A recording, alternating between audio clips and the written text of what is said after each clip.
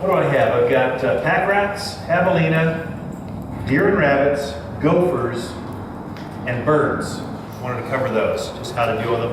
And this is a cursory glance. We can get into details if you want. It's a small enough class, we could probably field some questions by each vermin. So, now I'm a southern boy. I was born in Virginia, and all rodents deserve to die. That's my mindset. Not deer, not javelina, but if it's like this big, and you're in my garden eating my stuff, there's not a humane way to do it in my world. It's just we want to eliminate it. Shock and awe is kind of my take.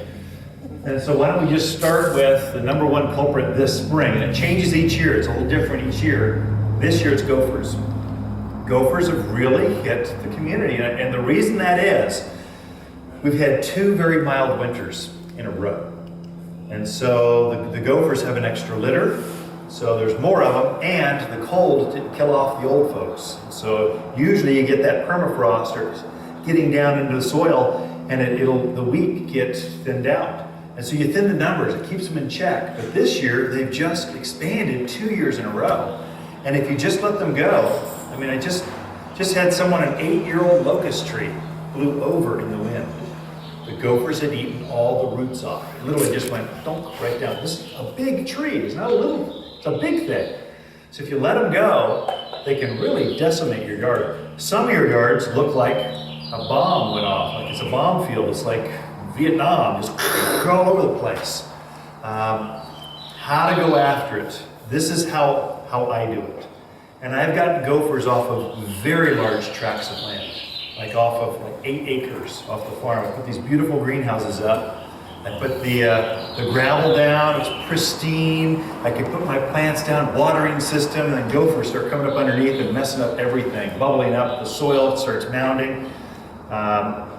So they had to die, they had to go. I started out by trapping, well, let's just cover the ones that don't work. The gopher gassers, these are little tiny mini flares. You open up the hole, throw it down there, cover it up. They're supposed to asphyxiate the gopher. I find this doesn't work very well. I think it's, especially if it's a large tract where they've been active for a while, their network is so large. And I think if a room in your house smells bad, what do? Just close the door. I think that's kind of what they do as well. So if it's brand new, they just showed up in your garden, probably effective, but I generally try to discourage, at least the folks I help, from using these. They're very inexpensive, you can easily try it. Literally, I've lit one of these, put it in there, and about 10, 15 feet away, I'll see the smoke venting out over there. These are large nest areas. They're at least 10 by 10 with 3 to 4 nests in each network. So they don't live, they've got multiple bedrooms, and they don't stay in the same bedroom every time. They kind of move around. I think they're working different parts of their tunnel network and looking for grubs, worms, roots, that kind of stuff. So I think that's part of the reason this doesn't work so well. So don't use these. Don't use, these are those vibrator deals. You stick them in the ground, they're supposed to vibrate, scare everything off. I get about half of these back. So they're returning their warranty. They can send it back to the manufacturer. Just don't waste your time using these. This has been my experience. I think it has to do with the soil type. If you've got a rocky soil, I think it's not as effective. Of course, we live in the mountains, and so the mountains are notoriously rocky. So I think that's why it may not work as well as, let's say, in the Midwest or something. So this is solar powered. We got the best one we could find, low maintenance. They got the battery operated one, but to my friends, I'm telling you, don't use these. They don't work as well as they say they do on the internet. But I sell them. Why? I don't know. Probably shouldn't. I have had very, very good luck with repellents. This main ingredient in this is called Molmax. It's like a granular. You spread it out over the garden, and then it taints the soil so they don't want to dig through it. And the main ingredient is castor bean oil. So castor oil, for some reason, get on their coats and they just go, yuck. Very good luck. Paulden, where they're basically gopher heaven. The Verde River, Cottonwood, Camp Verde, those areas. I've got customers that come back and buy a case at a time. So it's working very, very well. You spread it. It says it lasts for about nine months or so. I find you have to reapply about every couple times a year or so, something like that. I use this personally around my fence line to keep the gophers from the neighbors, and the neighbors don't take care of them, and so they just burrow their way underneath into my gardens. I use this as a way to go, you know, my gardens taste bad, don't come over here. So it's highly effective. So you lay it on top of the ground? Lay it on top of the ground and you water it in. That's it. Okay. Water it in, yeah. Is it safe for animals? Safe for animals, all organic, all natural, all, yep. And of course, that is effective at keeping them away. It doesn't actually harm them. So it's something you have to keep on and keep them out of that section of the garden. Yes? Can you put it in your vegetable garden? Can you put it in your vegetable garden? I don't know. We'll read the label later, but I don't know. I'm always nervous putting stuff in my gardens. Generally, I would trap them out of my gardens. I don't want to introduce poisons and that kind of stuff. Out in the flower beds, no problem. But in my vegetable gardens, yeah, I'm a little more sensitive. This is what your grandparents used. This is a gopher trap. You stick it down in the hole. If you, underneath that mound, you'll find a tunnel about this big. And so the best tool I found for setting traps, if you're into, this is all organic, all natural, and they may or may not be dead when you pull them out of the ground. Sometimes they're still wiggling around going, I'm out of here, man. The best tool is the dandelion weeder, that long handled tool with the little fork on the end. Best tool ever for uncovering that hole. So I've used that for years. I'll dig it out, get a nice straight shot as best I can. I'll stick this down as far as I can. If you're going to use traps, and I've had up to 12 of these going at one time. I'd set them twice a day. It was obsessive compulsive behavior, I understand, but I trapped a lot of gophers. I mean, dozens upon dozens of gophers over a month period. And then I got tired and I said, that is enough, that's too much work. So I switched to something else, but stick this down as far as you can. Make sure you tie this to something, because this will disappear. And it'll be the gopher dragged it back into the hole, or more likely what I found is the barn cats would take it up to the top of the barn. The coyotes would drag it halfway across a field. Things are after a free meal. And so the dogs would take them and just have a snack. They're going, oh, I love it when Dad goes out and hunts gophers. This is great, free meal. So just tie it out. I used to tie it off to a 2x6. And I would paint the 2x6 a color, so when I looked across the field, I could see, oh, there it is, a way to spot it. I was dealing with acreage, and so if you're just a half acre, 2 acres, maybe it's less of a concern over your fence and it can't disappear, but just realize critters like to eat gophers. Anyway, this works quite well. If you set this and they don't hit it within 24 hours, they're not going to. I don't have any science on that, just personal experience. If they don't hit it, you set it in the morning, that afternoon, you don't have something in there, they're not gonna, you got a dud. Nothing is 100%. I am a master at killing gopher. And I only get about half the time I'll kill or trap a gopher. So don't be discouraged, be after it. At first, if you're a novice, maybe you're only 2 out of 10 times you'll get a gopher. But as you get better at it, you set it better, you just kind of, my goal here is to up your game so you're more effective right off the get-go. That's what I want. So that's a real good one. I like this particular trap. The reason we sell this one, not the others, it's easy to set. One-handed. Some of them, you gotta be like Superman. You gotta have 3 hands to set them. It's crazy. This one is so much easier. So anyway, we sell them in packages of 2s. You always want 2 traps, always. And the goal, you want to get down to the main tunnel. So there's a main run about, I don't know, anywhere from, it can be just less than a foot to down to 3 feet. Some of these runs are way, way down there. But if you get to the main run, you set one this way, set the other one this way. And so no matter which way they're coming at you down their main tunnel network, they get zipped. So that's why you use 2s. Okay. What I finally ended up doing, I went to this and I brought mine. This thing is ancient. And the colors start to fade on it. I mean, it's got the paint's all worn off. This thing has taken care of a lot of acreage. And so this is called a gopher probe. And what you do is you put a gopher bait inside of this hopper. And then what you do is where that mound is, you'll poke this around the mound. You just feel, and all of a sudden you'll feel the probe slip. And now you know that you're in the tunnel network. Actually, this probe is right down inside the tunnel. So you give it a couple swigs, and you'll see a little door right here. It opens up and allows the bait to go through here and out right underneath the ground in the main tunnel. I find it's highly, highly effective. This for acreage is how I kind of got ahead of it. The insider tip on that, make sure the bait you're using is not strychnine based, because strychnine keeps killing. It kills, if the gopher eats it, they die. If a mouse or let's say a cat comes and eats that gopher, it dies. If a dog comes and eats that cat, it dies. I mean, it keeps going down the chain. Strychnine is extremely dangerous. We only sell zinc phosphide. So zinc is no secondary kill. So if the gopher eats this, and then let's say a coyote comes and eats that gopher, it won't harm the coyote. Much safer, much more environmentally friendly. So that's kind of part of the products. We try to curate the products to be better for us. So this is how I've worked real well. With this, the secret, I'll go through the garden area, say I want to clear out.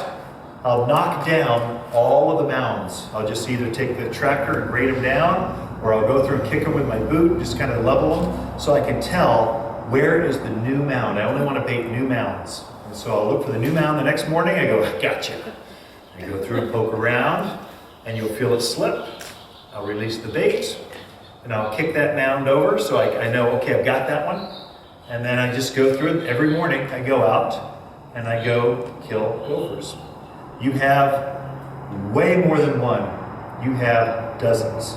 So I had a fence line, and the reason I know, I had a fence line from the barn to the house. It was maybe 50 feet long. It's a long driveway. I mean, it wasn't a small thing. It had barbed wire fence. They like shrubs, fences, that area, because it protects them from hawks and predators. And so I was trapping by then, I caught over 50 gophers on this one fence line. So you're dealing with not one or two, you're dealing with entire clans of gophers. And they come out at night and they mock you. They stick their tongue at you. They're eating your gardens. They're not your friend. So you want them gone. Yeah. The stuff you put in there, how long does it take before it kills? I mean, will you go out the next day and will that same one that you baited, will there be another mound? What I found, so how quickly will it be active? Is that what the question is? What I found, there was about a month ago, Mama released her babies. And so there was like extra activity. And I was baiting like crazy. I was using this actually like crazy.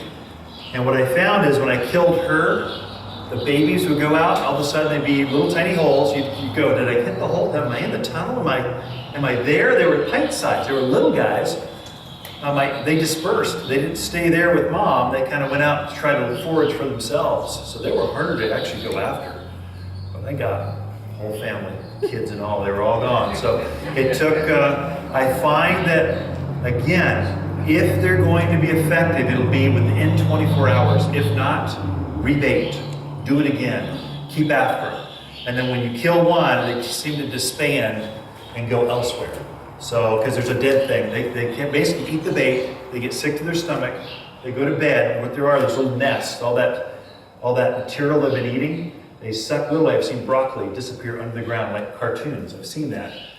They're sometimes eating part of that, some of it they're building nests, and they're making little tiny like bird nests underneath the ground. They go there and they kind of die. You never see a dead thing. They'll just get sick and they kind of go to bed, and you never smell them, see them, know that they're even there.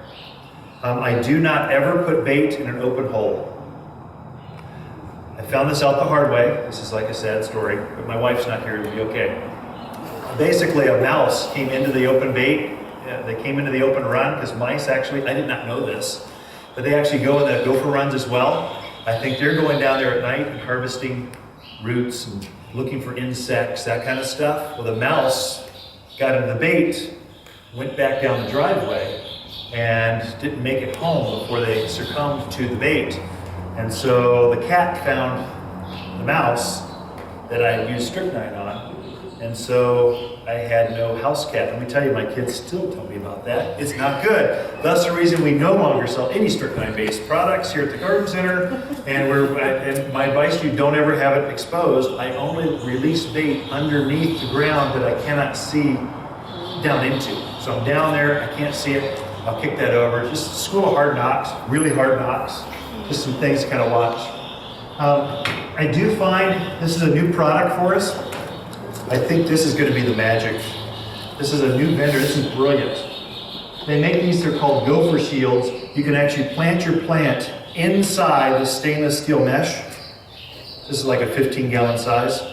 So actually plant the root in this, and so they can't eat. They can only eat up to this point, but they can't go right to the trunk and keep eating the tree till it falls over. This is brilliant. And it's made of stainless steel, so it's not like chicken wire. It's going to finally rust underneath the ground and finally be ineffective.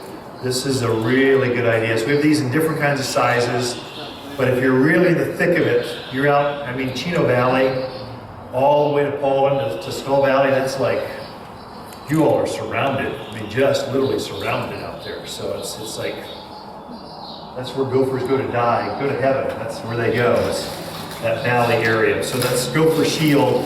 If you're planting, that's great. A new plant, if the plant's already established, this is not going to help you. Now you've got to go to something else. I think we are done with gophers because we've got a lot to cover. Well, last question? Ken, if you use the Molmax, you need anything else? You should. The Molmax, if you use this, do you need anything else? The negative I find is I still get some gophers coming in because I have the water in my garden, so my neighbors are being overrun. And I don't mind it over there, but if they'll finally come in every once in a while, or I miss this, they start coming up, and so eventually, my guess is you're going to have to deal with a body somehow, trap gas or bait. But I use that as a preventative. Okay. Pack rats. Let's go to the next nemesis. I've caught 9 pack rats, 3 voles, which is a field mouse, and a chipmunk all this winter. They're attracted to the water I have because I'm a bird gardener. I love birds, so I'm attracted to birds, which means you get everything else too, not just birds. So they're coming in for that. I also top dress. I don't like rock. It's so unnatural and sterile. I have shredded bark, compost all over the garden. It's just like a mecca for birds. I'm after birds. They come in and peck around. Well, also, the chipmunks and pack rats, they love to get the shredded bark and they harvest it and they take it and they make stuff out of it. I'm also in the scrub area, so I've got pinyon pines, emery oaks, scrub oak. I've got all those. This is where that particular critter lives. If you've got rock piles, very often they're bound down the rock piles, or ground squirrels are down there. So they're coming in and they are mischievous. They get into the built-in grill. They get into the bin where I store all my cushions for the furniture. I mean, they're nasty little critters. They eat your hot tub. I've got literally holes in the fence where you can see them coming through. I had a Facebook post last summer.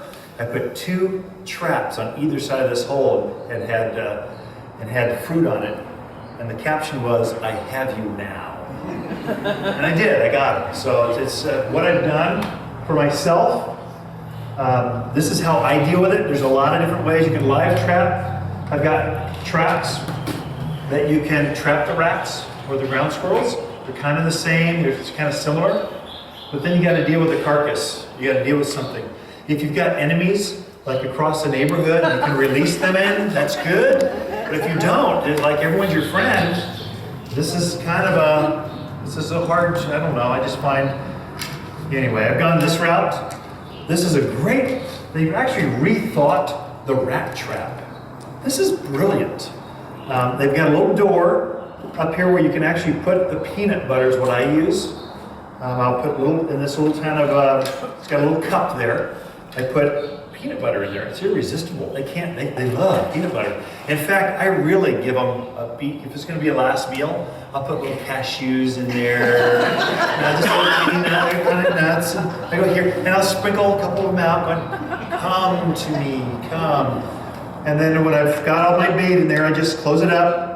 And it's real easy to set. You just open it, it's set. Very, very effective. The other thing I can tell you, make sure you take a string or something, tie this to something. Because pack rats travel in packs. They're not lone, they're groups of whole families. And if I tie it on a piece of rebar or 2x4 or something like that, a short piece, just so I can identify where is it. And then I'm using wire anymore because the other rats would try to free them by gnawing through the string I had, all kinds of crazies. Mayhem was happening. So just again, school of hard knocks, use a piece of wire and tie it to something, or this can disappear because coyotes are after snacks, barn cats. So you just have things will be very attracted to that dead rat. So I find I can trap mice with this. It's sensitive enough. Now sometimes little babies, they get in, they eat all your peanut butter and they don't set it off. But eventually I'll get you. Keep coming back to Papa. Come on back.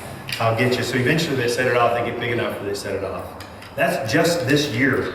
You need to kill off these rats and squirrels off to a certain level. You'll finally get to a halo effect. You kind of have this radius where they're not there.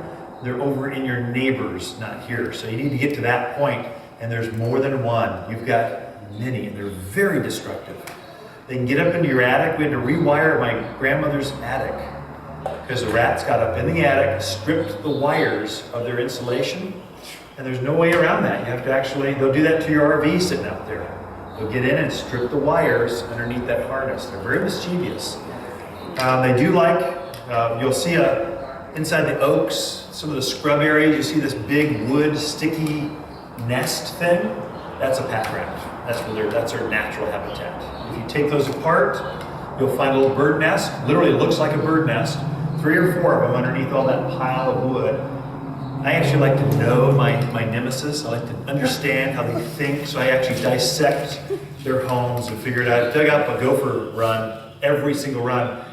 I didn't have anything to do that day. I actually dug up the tunnel network and just see where they were going and what was going on with them. So I understand, why am I not hitting them every time? Why don't I get them every time? So anyway, that's pack rats, ground squirrels. Ground squirrels, you might be a little more humane. They're so cute. Chipmunks, they're cute. Painted faces. But if you're in my gardens, you're in trouble. Unless you're going over, there's a demarcation line. We're over there, you're free to live your life. As soon as you come over this line, it's mine. This is my space. Yes? Oh, that's good. Does it fry them? So you've got electronic traps, and it just electrocutes them right there. Nice, I like that. Is there smoke? Because that would make it better. Is it like fur burning up? Because that would be really good. Oh. So she's got an electronic trap. I think any kind of trap will work. Just you need to be able to lure them in. My neighbors have an apricot tree. They love the apricots. Last year's a big harvest. So when they're eating apricots, I put apricots in the trap. Whatever you happen to be going for, I'm here for you. So I kind of give them what they want. In the winter, they seem to really like nuts. So peanut butter, any kind of nuts, a really good way to go. Yeah. I was using peanut butter. Yeah. Yeah. Eating peanut butter and getting away, so I put a little grass in with it. Oh, really? Made it work for it. The next morning I had cheese. Oh, really? Oh, brilliant. So he actually put grass in the peanut butter. So they can't just lift it. They got to actually work to get, so the grass, when it finally went off, he caught 2. You ought to master. That's really impressive. I've never caught 2. I've only caught once. This is after they ate the fuel line in the RV. Yeah, so I'm telling you, they're mischievous. They love those nooks and crannies. They love hot tubs because it's warm. They love that built-in grill because there's maybe a leftover or 2. Who knows what's in there? So, okay, that's that particular deal. Let's cover javelina. They're the hardest one. Let's just get that one out of the way. I don't know what to do. They're just the only real way to keep pigs out of the way. And some of you're on the main wildlife run. I mean, they've been using your yard for 100 years as a cutoff. They're like the school kids going to school. They could use your property cut to get over to there. So the only way to get around is a physical barrier. I can get you some plants that will kind of work, and generally they won't dig it up, but what they do is, right now, javelina are digging up lawns. They're just uplifting that's been green all winter. They're coming in and lifting the whole lawn network, which is discouraging. The reason they're doing that is going after grubs. There's white worms. There's a grub harvest coming up right now. So grubs are really bad. That's their favorite protein source, grubs. And so they'll dig that up, and they're not after the grass by any means. They're not after a certain plant. They're just after digging that up, pushing it to the side. Sometimes it looks like they're just having fun. They throw it in the air. Hey, Joe, try this way. They throw it up, and you see plants everywhere, not eaten, just moved aside so they can get down to what they're really after, which is the insects in the ground. The only way to get around that is kill off grubs. Okay, that gets rid of the food source. That actually works pretty good. So I brought grub beater. It's a granular. Where my javelina are, and I've got a lot of them. I just put this down once a year, no matter what. I don't know if I have grubs or not. I just don't want grubs. I don't want javelina coming in, so I'll just spread this out. When I'm fertilizing, I'll just put this out so I don't have grubs that year, so they aren't naturally coming at you. The same thing for skunks. Skunks are coming into the yard right now. We're having multiple customers coming in, and you'll see a little tiny cone-shaped hole in the ground. You'll see multiple cone-shaped holes, just kind of perfect little cones. And so they come in at night, they can smell the grub. They just dig, little tiny hands, dig it, and they get there and they eat the grub and they just move on. So the way to get rid of skunks, kill the grubs, and you won't have that predator coming in for the grubs. That's one thing to watch. There are some plants you can use. We'll go over the plants at the end that we can show you. They generally will stay away from. The easiest way there, just walk the neighborhood. You'll see what plants, because that herd doesn't just come and bother you. They're in everyone's yard. That same herd's in everyone's yard. You can walk down the street and just see what others are having success with or failures with. So that's one thing to watch. We are having some good luck with, where's the product? Did I bring it? The granular-based bonite. So I have this stuff. Did I bring that? They make this in a granular, so it's an organic repellent. And so what they do is they walk on this stuff when they're in looking at your yard. It makes it smell bad, so they can't smell as well. They get on their fur, and it just makes them, their wife won't let them home at night because they just smell bad. So they just kind of get on their fur, and they can't get it off. And so we've had some good luck with that. You just have to reapply. So otherwise, probably at least twice a year with that granular base to keep the javelina out. Does that work with rats too? With what? With rats? I haven't found it works with rats. No, it doesn't work with rats. Ground squirrels, there's some use with ground squirrels. Rats, not so much. At least with my rats. Highly effective with rabbits. Very highly effective with rabbits. Okay, we'll cover that in just a sec. Okay. Javelina, what I've really come down to for myself, I went down to the hardware store. They pre-cut rebar in the 24-inch lengths. It's pre-cut. So I just grab a handful and I hammer them out throughout the yard, through the gardens. And then I went down to Olson's Grain, and I bought their least expensive electric wire network. They make them for cattle where it runs for 10 miles. You don't need that one. You don't need the fancy solar thing. What I did is I plugged it in, I put it on a timer so that it comes on only at night when they're out there in my gardens. If my wife gets zipped, or even worse, if her dogs get zipped by electric wire, I'm going to hear about that. So the timer seems to get me out of that trouble where it's only 10 o'clock till 4 or 6 or whatever she wakes up with the dogs. That's been highly, highly effective. I did not encircle my gardens. I just ran a wire through it. And then I did take a piece of aluminum foil and I hung it over top of the wire, and I put a piece of peanut butter underneath.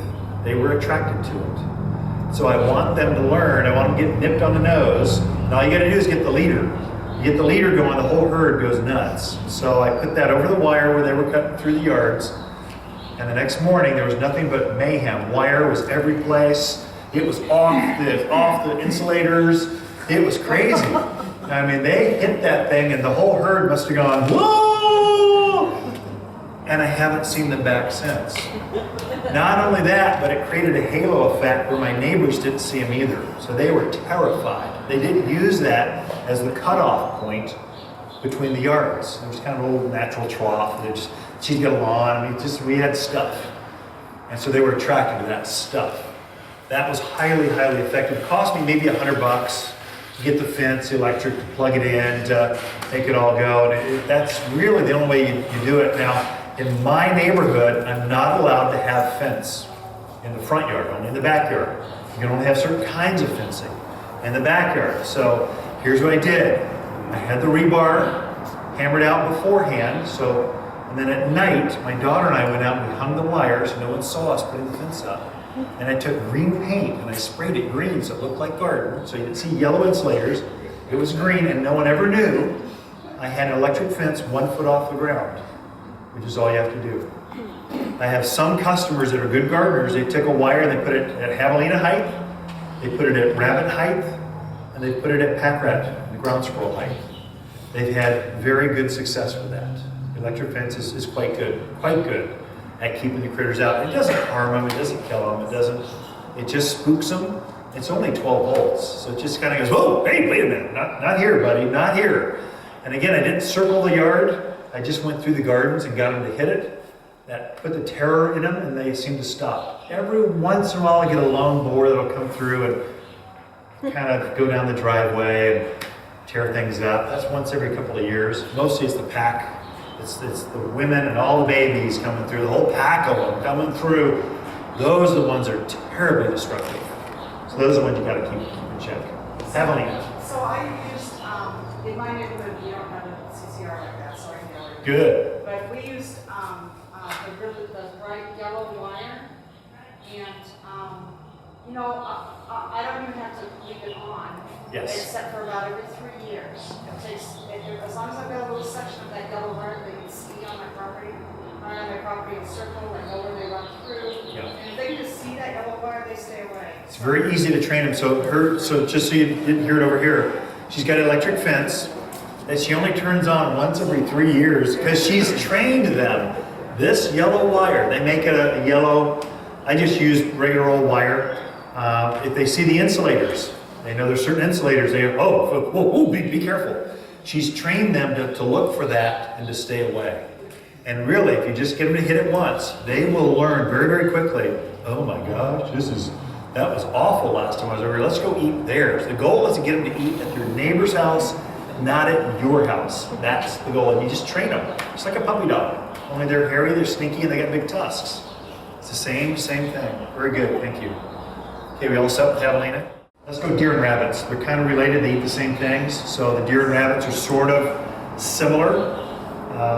You can use the electric fence. Now, in the orchard, we are in horse country, so the deer know what electric fence is.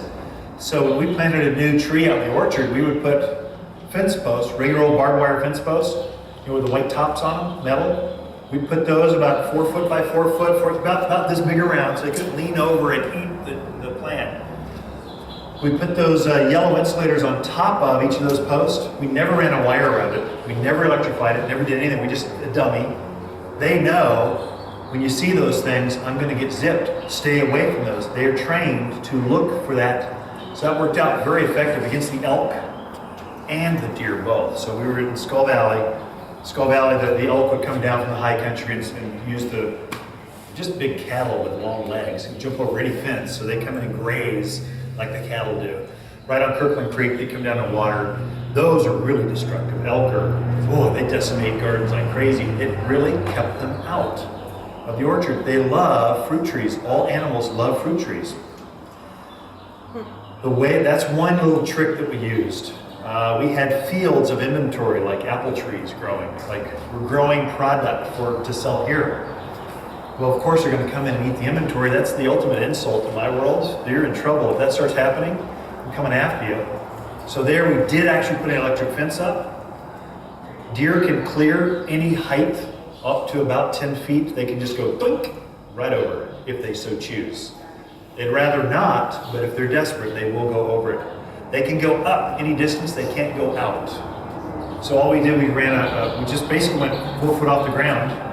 We did a double strand like this around that field where we were growing the inventory. Kept them out pretty well. Every once in a while, a mischievous buck had some too much testosterone or something to jump over and get in there. He couldn't get out. You have to release him or something, but that was highly, highly effective as well. The sprays work very, very well for deer and rabbits.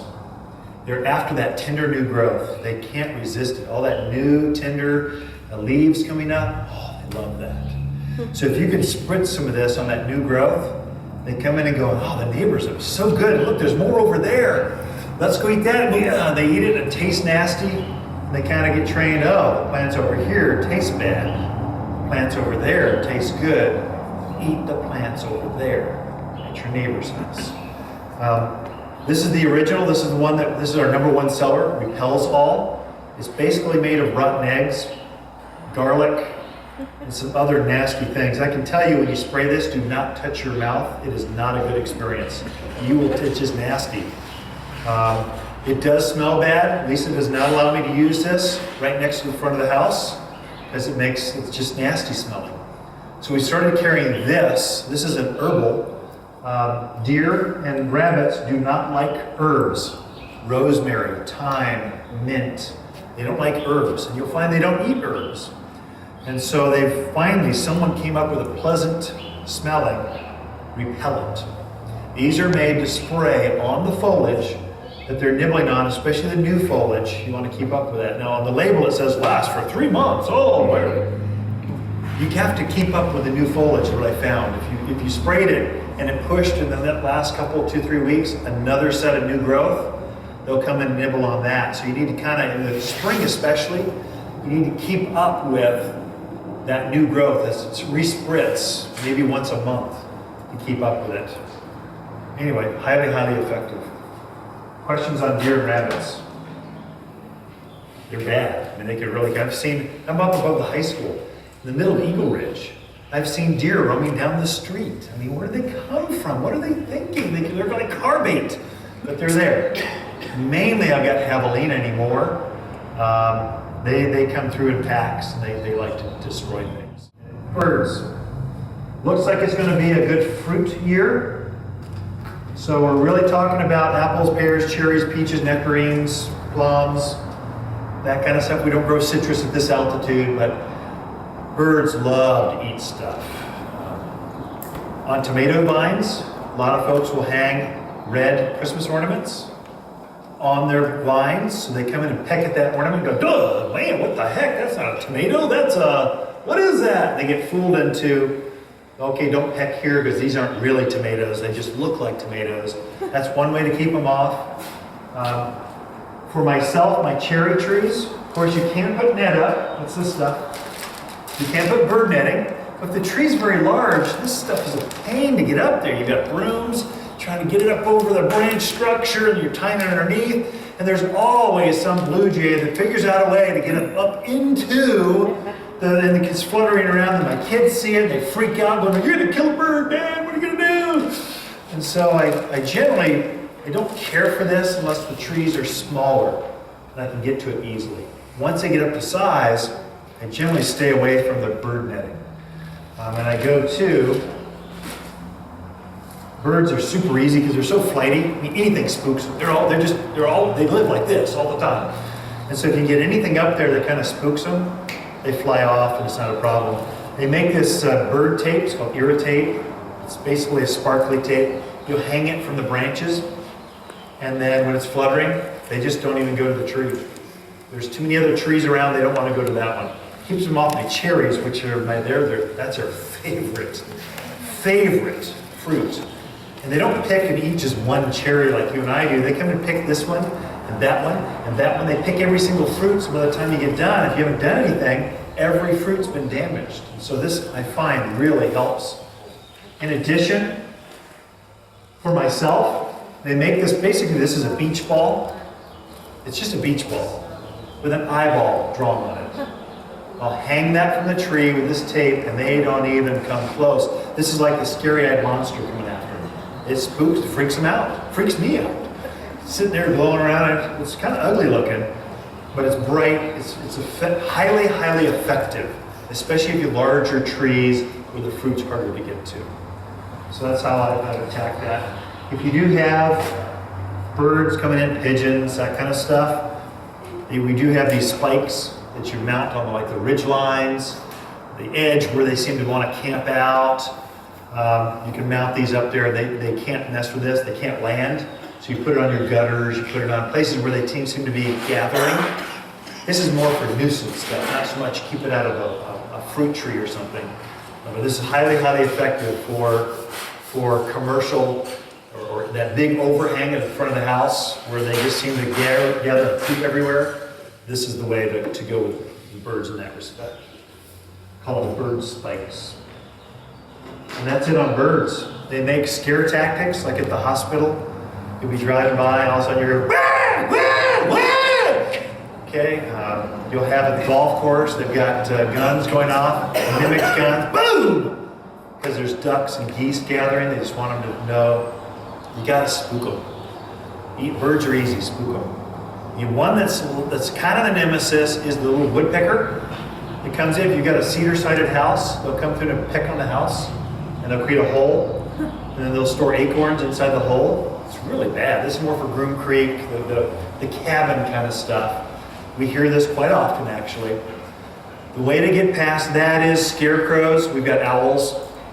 The secret with the owls, get the one with the moving head, because they figure out really quick, hey, that owl hasn't moved in 3 days. That's not real. They come peck a hole in the head. So it's the decoy. So if you have the one that the head rotates with glass eyes, it seems to freak them out longer. And then move the scarecrow around. Whether it's a snake, we see all kinds of falcons. We find that owls, because we have the great horned owl here anyway, it's a natural predator. It's on their radar. They're looking for them. So if you just put that out there, just give them something to look at, they'll go, oh, there's one of those. I remember Dad got eaten by one of those guys. I'm going to stay away from here. Frequently what they'll do is they'll move to the other side of the house and peck on that side of the house. So it may take more than one. It may take one over here, one over there.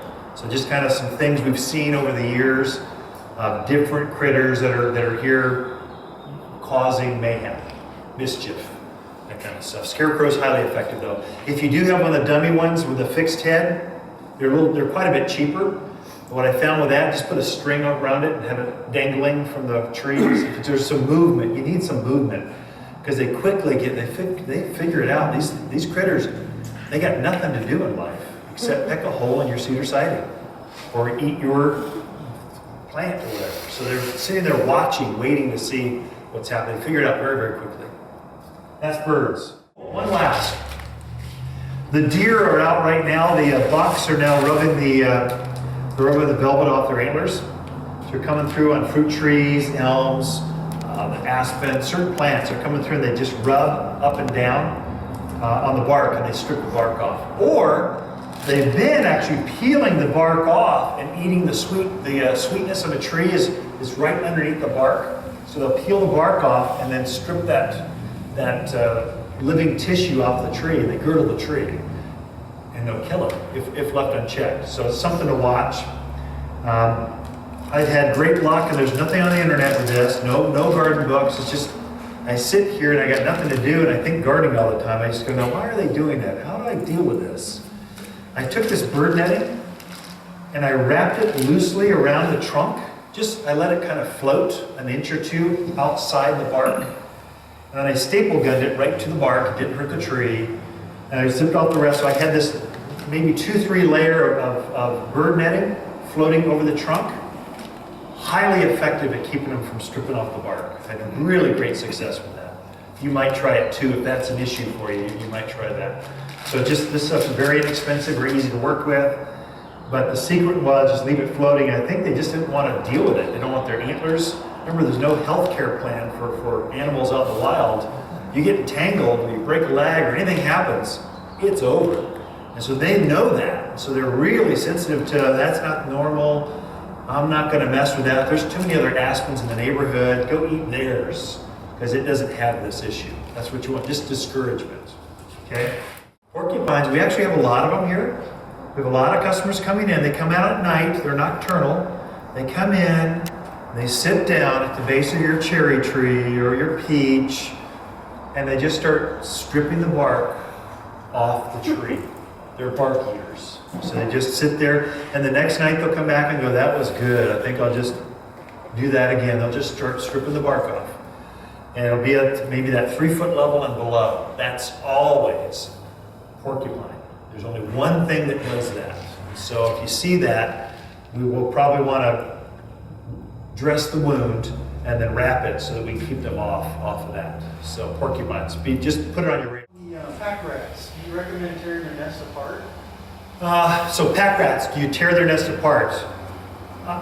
If it's someplace where it's ugly, I do that just because it's in my roses. So I had Cecil Bruner roses, big climbing roses. They put a nest in the middle of it.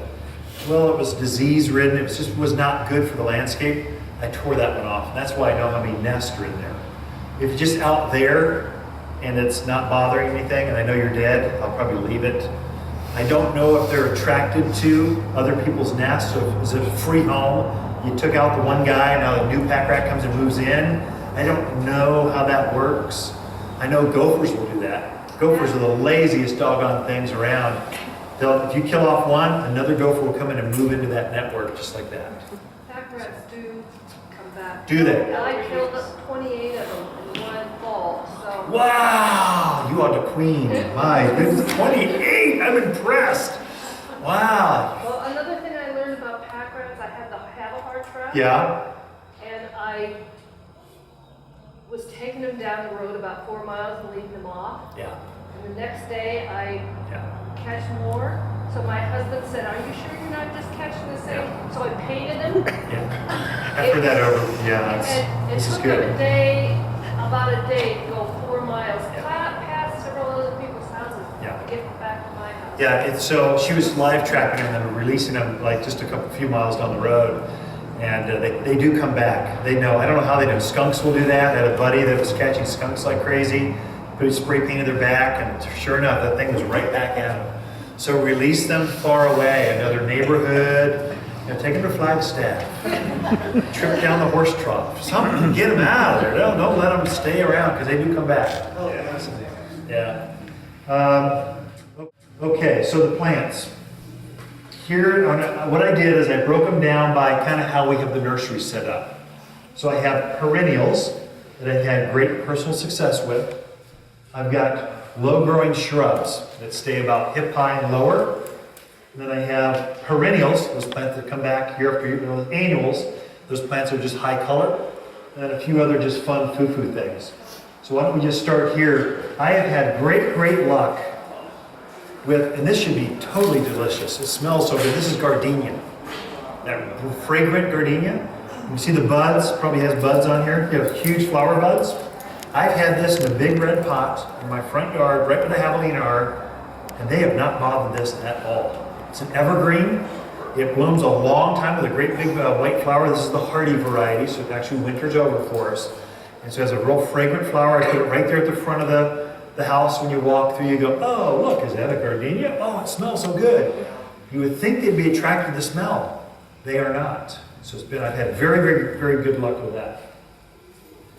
Yews are always on the list. Oh, gardenias. Keep them out of the middle of the day sun. They don't like full sun. Mine's on a west exposure. So it's got protection till about 2 or 3 o'clock in the afternoon. Then it gets sun at the end of the day. It thrives right there. I think mornings I'd be fine. Middle of the day, not so good. Same with this plant. This is a shade plant. This is a yew, Y-E-W. This happens to be a tall one. There's some that are more columnar. There's some that are spreading. This is more of a shade kind of plant. But it's evergreen. It puts a little red berry on. And animals of any sort do not bother this. It's pretty. This is its winter color. So it's starting to put on new buds. So kind of a lighter green new growth coming up. It's a great little plant here. This one's the most famous in the Midwest. This is boxwood. Full sun, full shade, it doesn't care. It just grows in a nice little knee-high shrub, kind of ball-shaped, always looks like this. This is its winter color again. So animals, it looks delicious. There's something about the flavor they just do not like boxwood. So it's on every list for every kind of animal. It's a great little plant for here. I've had very, very good luck with this one. It's about to bloom. You can see it loaded with little buds here. It'll have a real yellow flower, covered in yellow, very fragrant. This is Spanish broom. So all the broom family, whether it's a ground cover, I've got one that's pink, this has got one that's yellow. They don't eat these. And it looks kind of like a pencil plant. Super drought hardy. This is one of those native, get it watered in for a year, get it rooted, and then cut it off with all irrigation. That's this one. Ken, can you keep those small Spanish brooms? Or do they Spanish like brooms, the secret of Spanish broom, now we're into pruning 101, but basically, they need to be whacked on quite often. In fact, I just took mine's probably 7, 8, 10 years old. It's so long, I don't know when I planted it. It was starting to get dead chunks in the middle of it. I just whacked it down to the ground. So that's enough. Basically, it was ugly, so I took a chainsaw to it. If it grows, fine. If it doesn't, well, at least I don't have that ugly thing in my yard anymore. I think it's going to come back from the roots and start over again. I find your brooms need a reset. Kind of like roses do that. Roses can quickly get old. They lose their vitality. They just need to be whacked on. Get rid of that old, barky, chunky kind of rosewood. Annuals. Which annuals? Now, annuals are those plants that are just rock stars. They live fast and furious, and then they just collapse in the winter. They don't winter over for us, but they bloom like crazy during the growing season. This is dianthus. Anytime you see dianthus or daisy, it's a golden, they're all kind of related. You know it's a good plant for here. So this one happens to come in different colors. In animals, it looks delicious. Animals they don't bother this. This is alyssum. Frequently we'll put these at the base because it's a little bit lower and it kind of flow over the edge. They don't bother alyssum. I don't know why. It looks like it should have a little ranch dressing. I want some myself. But animals don't bother this. And it reseeds like crazy. It's a good plant for containers or out in the yard. So this one is flowering stock. Smells super good. But it has a texture to the leaf. You'll notice a lot of the plants that animals don't like, if it's got a hair or a piece of fuzz, or if the leaf is two-toned, it's green on one side, silver or gray or blue on the back side, you'll notice they don't like those. Because it's a secretion the plant throws off, or it's a defensive mechanism the plant uses to keep animals from eating them. Plants are crazy smart. So this one is a great example of that. This is Dusty Miller. It kind of looks like lamb's ear, but it has this fuzzy material to it that it throws over top of the foliage. It makes it drought hardy, and then it keeps the animals from eating this. It's designed itself so that animals don't want to eat it. It puts on a real pretty yellow flower that'll hover above that. I use this, mine are I think 2 years old now. It's kind of a biannual. It'll go really well for a couple of years, and then it kind of just flames out. You got to start over again. I've had great luck with this one. Calendula. It just puts on these great pretty flowers. Animals do not, javelina, nothing bothers us. But again, if you look closely at the leaf, it's got a texture to the leaf. So I think they eat these leaves and they kind of go, oh, that was good. I need a soda or something else. All that hair and stuff is stuck inside their throat. It's scratchy and they go, that was no good, no good. You'll notice things like geraniums make the list. And generally speaking, I find most animals read the list on this one. Some of them don't. I think some pack rats harvest the flowers just because it's so pretty. They bring it home, they go, look honey, look what I brought for you. They aren't eating it. They're either making nests or it's so pretty. They're like the bedazzle factor. Pack rats love bedazzle. I mean, little wrappers. You'll see all kinds of any little bits of trash out there gathered up and look, it's so pretty. But generally geraniums I've had very good luck with. And then poppies of all sorts. This is an ornamental poppy, but I've had them out there. They don't eat it. If you look closely at the stems, you'll see a hair coming out. Again, there's a theme here. If it's blue color, if the leaves are two-toned color, or if it's got a texture to the foliage or the flower, they don't seem to eat those. These are real classics. And then every yard needs one of these. Anyone know what this is? Snapdragons. Again, it looks delicious, but they don't bother these. It doesn't smell good. I mean, it looks pretty, but just a great little plant. Comes in every color you could think of. Gets some nice, good size to it. The secret with this will bloom through May or so. And when it gets kind of hot, once you reach about 90 degrees, it'll go to seed. So what I'll do is at that point, I'll cut the seed heads off about right here. And I'll fertilize my snapdragons with the all-purpose plant food. Just sprinkle that around. They'll come right back into bloom again. By late summer, early fall, they're right back into color. They'll stay that way through about December, New Year or so. So, insider tip. Okay, let me pull a chair. Shrubs.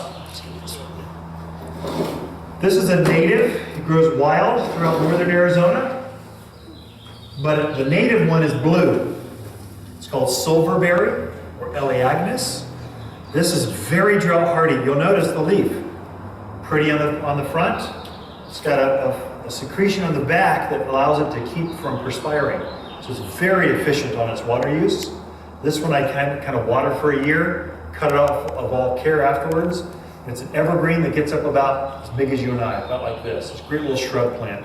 Very fragrant flower in spring. So this new variety, I sell more of these than the native one because of they've figured out how to variegate the leaf. This is its winter color. It's just starting to push new spring growth. It's just how it looks year round. Great plant, no animal. Deer, elk, I mean nothing eats this. Full sun, blistering hot, surrounded by asphalt. Kick dirt at it. Talk dirty to it. I mean, it loves to be abused. This one, I think every yard should have one of these. This is heavenly bamboo. This is a new variety called Tuscan Flame. And this is its winter color right there, green. The more sun it's in, the brighter the foliage will turn. It's starting to push its new growth, and it's famous for this burgundy new growth. But animals don't eat these. Looks delicious, but they just don't bother. This happens to be a dwarf. Your parents grew a Nandina domestica. It grew up bigger than you were. It gets tall and narrow and kind of mangy looking sometimes. We're figuring out how to dwarf these. So they just get this big. That's it. They get brighter colors to them in the fall, or the new growth has brighter colors to it. Nandina. I've had great luck with this one. Anyone know what this is? This is a funky plant. Not the norm. This is hops. You got it, yeah. Hippity hop, you got it. Hops. I've got it right out there in the front yard, crawling up a fence. Not a fence, but a rock wall. And it grows very, very well. It's been there for several years. It's right there where the javelina kind of roam around. They've never bothered this. Had great look. But again, if you look closely at the leaf structure, you'll see this texture to the needles. And you see not a thorn really, but a definite texture to it. They get that texture stuck in their throat. This is all new growth. This is a perennial. It dies back to the ground, and it will grow 10, 12, 15 feet in 1 year. It's an amazing plant. You can sit there and sip your coffee and watch it grow in the morning. It's amazing. But hops, yes, for you home brewers, this is the hops. It's on a little flower. It's real pretty. I don't happen to use that. I just have it because it's pretty and different, and I've grown everything else, so I get bored. So I'll try growing hops. It worked out well. This is a native. It grows wild throughout the mountain. Bradshaw's. This is Oregon grape, creeping mahonia. It's blooming like this in the spring. Has these yellow flower clusters, and each of those flowers will form a little tiny berry. This is named Oregon grape. It's evergreen. This is its winter color. It will force. This one only gets this tall and then spreads. But it also comes in a compact form. It gets this big. In a standard form, it gets this big. So it comes in 3 different heights. You can pick the height you want. They all have the same foliage. They all have the same flower. They all are bulletproof when it comes to animals. I would not introduce this in the middle of my flower bed because it will take over. It's pretty aggressive. So it's really happy growing here. This one, azaleas and rhododendrons. They're more shade plants, but some of you are up in the pines where you get this dappled or filtered sun, or we all have a north side of our house. This is where you grow these.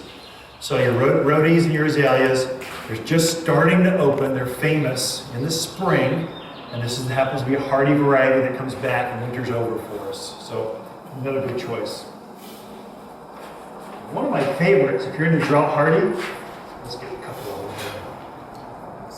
here. This one doesn't look like much because it's just a baby, but this thing will actually get up as tall as I am and is wide. It's beautiful, shapely plant, super drought hardy. Again, low care.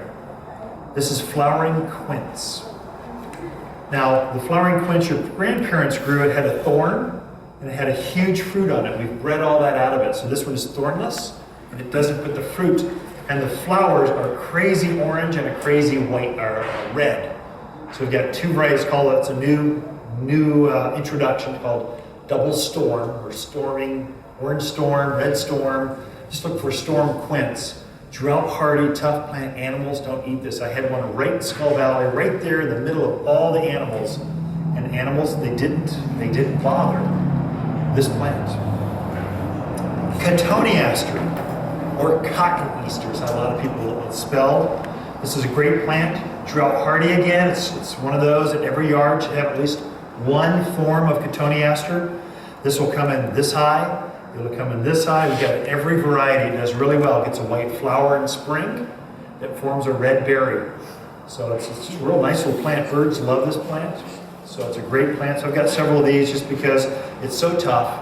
And I'm a bird gardener. I like to pull in birds, and so they like this plant. Good plants for here. Let's see how many more I got. I'm doing on time. We're getting close. 2 more carts. These are all the shrubs that are shrubs and vines that get hip high and lower. What these are: honeysuckle. You can train honeysuckle to go up a fence or just be a ground cover. But it's drought hardy and animals don't leave it alone. It's a good plant for here. I've had very good luck with spirea. It's kind of an old-fashioned plant. It's been around forever. This one happens to be a new one. It's called gold mine or gold mound spirea. It's deciduous. It'll lose its leaves in the fall, but in the spring it comes back with this bright yellow foliage, which is very pretty. It loves the sun. You can put if you've got dark rock out in your landscape, this would be a real good contrasting kind of designer plant. But the flowers in mid to late spring through early summer are a bright pink. And the bright pink contrasts against this gold foliage is very striking. And it looks delicate. The animals don't bother spireas. This one is related to our native manzanita. This is manzanita. It's ground cover manzanita. Grows, this is as tall as it gets right there. And then it keeps going sideways. So it kind of keep growing out. Great for erosion control. But manzanita, famous for their red bark. It's evergreen. And it puts these little bell-shaped flowers on every spring. Again, it's super drought hardy. It's a native. It grows wild. And then this one I've had good luck. Wherever I've had gardens, I mean from Prescott Valley to Skull Valley to several homes in Prescott, this one I've grown. And it's just a great little plant. This is flowering heath. Grows in full sun to part sun. It only gets about knee-high kind of mounds like this. I like this one because it's been in bloom for like 2 months. It's a winter bloomer. Even in the snow, it's blooming. And then when it's done blooming, it'll put on more of this. It's just starting to put on its new growth. It has this fern-looking evergreen growth to it. It's a great little perennial plant. So this plant is just fun. In containers, makes a great container plant in a raised bed. We're just right out there next to the driveway. It's a great plant for your animals. Don't eat this. That's it for the shrubs. So let's go perennials, shall we? Why don't I just bring this cart right over here? Would that be easier? So in fact, I'll just do, yeah, that would be good. This one, every yard should have this. One of my favorite little shrubs or tall perennials. This is salvia or autumn sage. Hummingbirds think they've died and gone to heaven with this plant. You'll literally see them race across a yard, see this plant and go, whoa, I gotta go take a moment with this.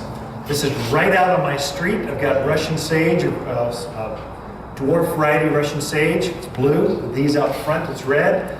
It's like a showpiece. When you drive by the house, you kind of go, whoa, that's pretty cool.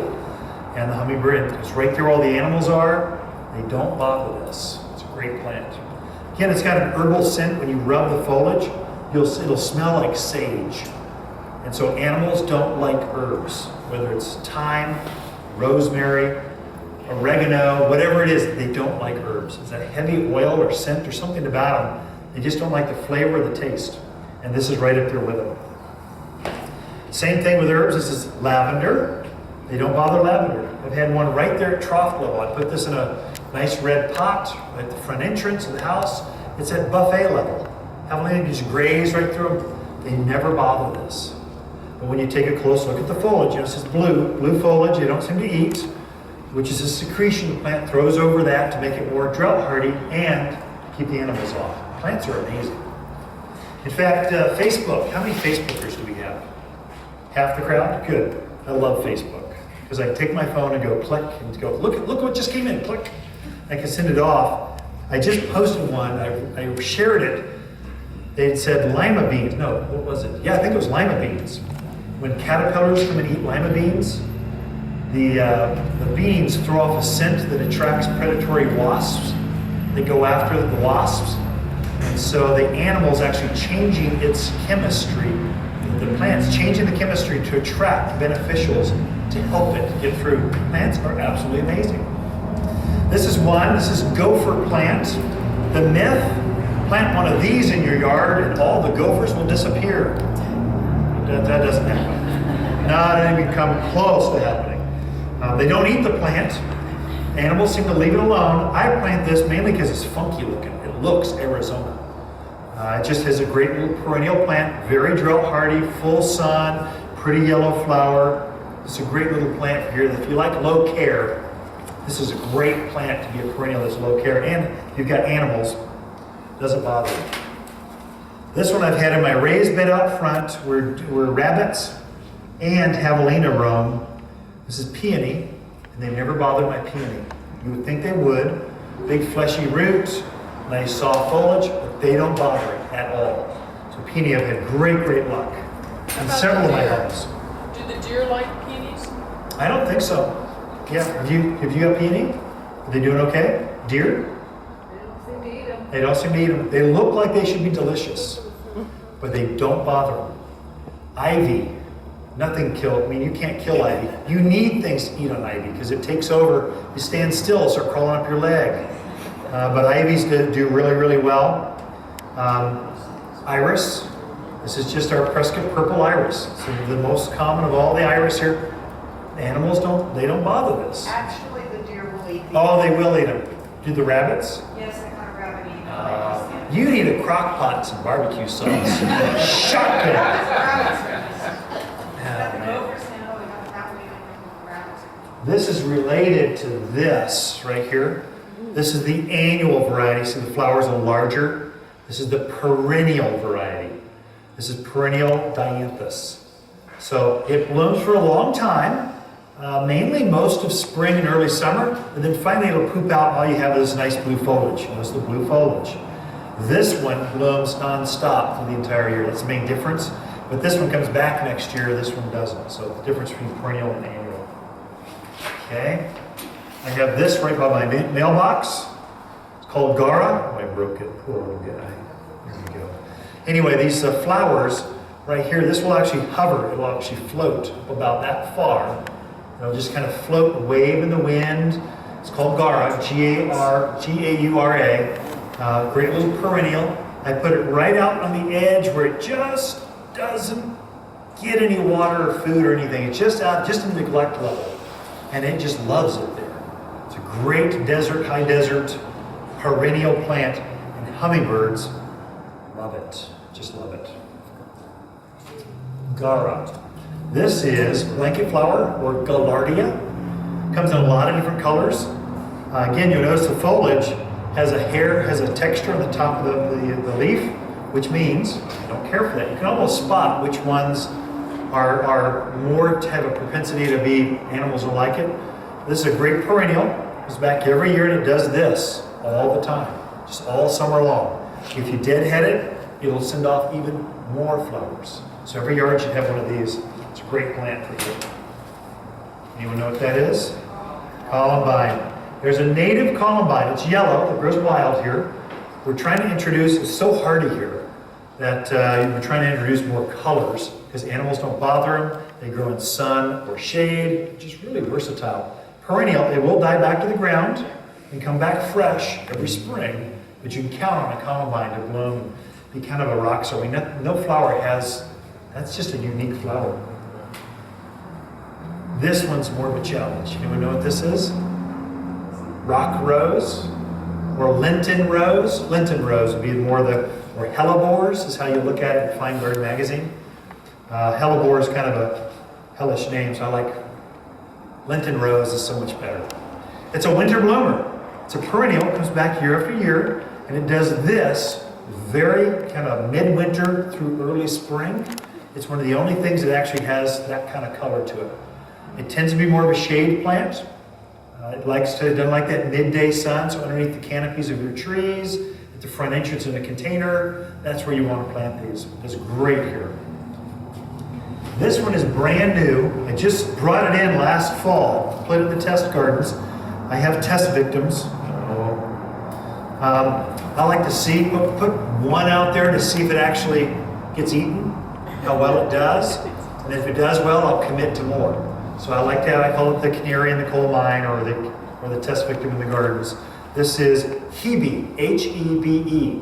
It's an alpine plant. It grows up in the mountains above the tree lines, but it's an evergreen. This is its winter color, and I can tell you, it looks like this all winter. It's fabulous. And I put it right there where the javelina, I mocked them. I said, go, I defy you to eat this. And they left it alone. It's been great. So I'm encouraged. I've got 3 different colors. I've got this color, a silver color, and a bright green. And all 3 of them seem to be bulletproof. It's got a thick, waxy leaf, so I think that's going to mean it's going to be great in the sun. You know, thicker leaves or waxy leaves means it's more efficient on the water use. How tall does that get? Only gets very, very short, like just knee high or shorter. Little guy. Alpine plants are generally little. And I brought this one. I have no idea if it's animal proof at all. It smells so good, I had to share it. It's Daphne, so if you smell something in the greenhouse right now, this one plant will fill up the entire nursery. I think it's going to be, I actually don't know, but you should smell it before you leave. It smells so good. Oh my goodness, love it. And that's the plants I have for you. There's more than that. I just went through quickly, one cart with each department, kind of here's tall things, here's short things, here's perennials, here's annuals. Now, what can I share with you? All of your vegetables are going to love. So they're going to love, everyone loves lettuce, everyone loves spinach, everyone loves broccoli, everyone loves. So there you got to fence them off or be a little more protective of them. Put that in the backyard where you can watch over them. Up on a deck where you control them. I am hearing rumors the javelina are so trained they're walking up 2-story steps to get to the deck, to enjoy the view, and then nibble on your stuff. So they're actually becoming very trained. A little trick there, I had a friend, he put a kid door up. He just said close the gate so they can't get through. And another friend, he took carpet tacks, like for your carpets, so that wood strip with the nails coming through. He put it at the base of the stairs where they wanted to walk up. Highly effective. So those are a couple of tricks you might try. The pulsating sound things you'll hear every once in a while, you'll see those at maybe the hardware stores, they're like $100. They're expensive. And I haven't found, my good gardeners say they work for about 6 months. But eventually, I think they just get used to that frequency or the sound or that pulsating, and then they start coming down the driveway going, it's no worries, come on down, the eats are good down here. And so they start to come in and get into things. So I stopped selling those. I want consistency. So, any other last questions? And I think we're all done. I'll hang out with questions if we didn't get to yours. Anything? Okay, before you leave, the old actor in me says, you do want to clap. Yeah, let's make it feel good.